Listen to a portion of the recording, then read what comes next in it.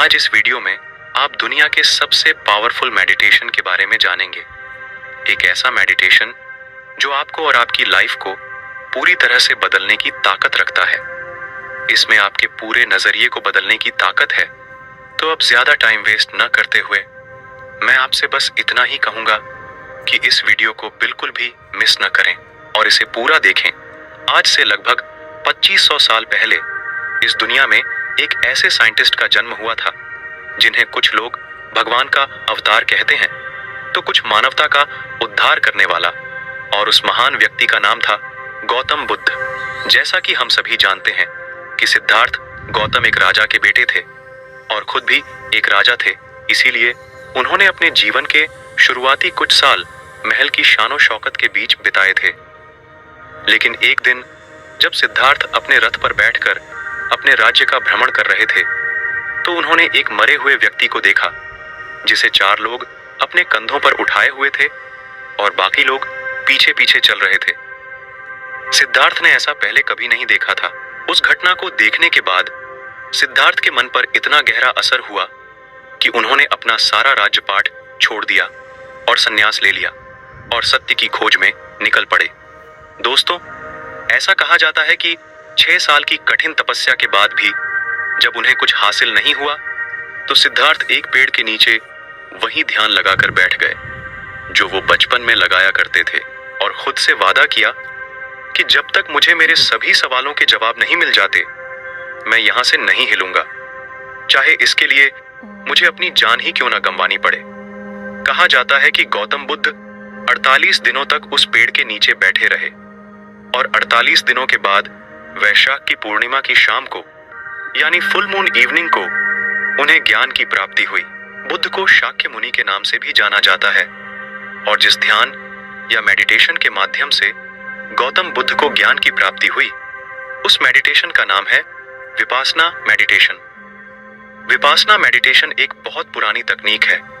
इसका जिक्र अर्गवेद में भी किया गया है, लेकिन समय के साथ मेडिटेशन की यह टेक्निक लुप्त हो गई। लेकिन ज्ञान प्राप्ति के बाद गौतम बुद्ध ने अपने शिष्यों को यह मेडिटेशन टेक्निक सिखाई और इसे पूरे भारत में फैलाने को कहा ताकि ज्यादा से ज्यादा लोग इस पावरफुल मेडिटेशन टेक्निक को जानकर अपने दुखों और परेशानियों से छुटकारा पा सकें।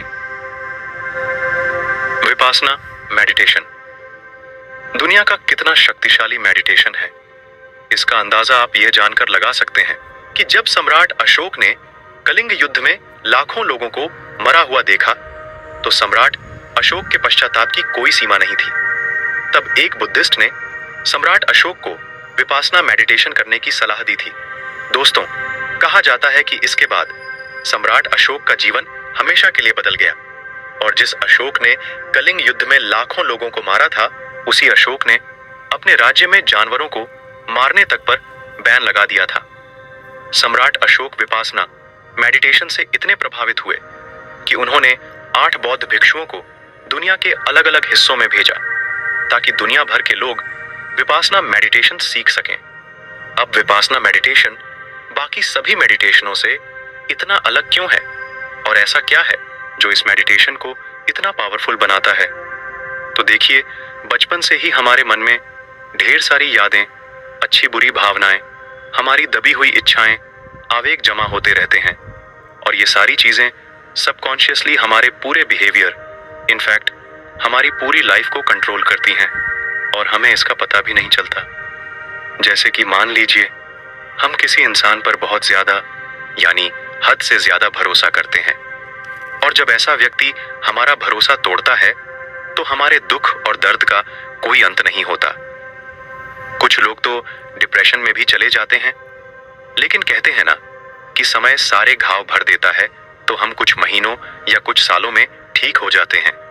लेकिन हमारा सबकॉन्शियस माइंड यानी हमारा अवचेतन मन उन सारे इंसिडेंट्स को अपने अंदर स्टोर कर लेता है और अपने अंदर उस बात को मजबूती से बैठा लेता है। फिर हमारा सबकॉन्शियस माइंड यही मानता है कि भरोसा मतलब दुख, दर्द और डिप्रेशन, या यूं कहें कि वो बात हमारे बिलीफ सिस्टम का हिस्सा बन जाती है और फिर हमारा सबकॉन्शियस माइंड हमें उस दुख से बचने के लिए पूरी जिंदगी किसी पर भरोसा नहीं करने देता जब तक कि हम अपना पूरा बिलीफ सिस्टम न बदल दें। दोस्तों, यह तो मैंने आपको सिर्फ एक छोटा सा एग्जाम्पल दिया है,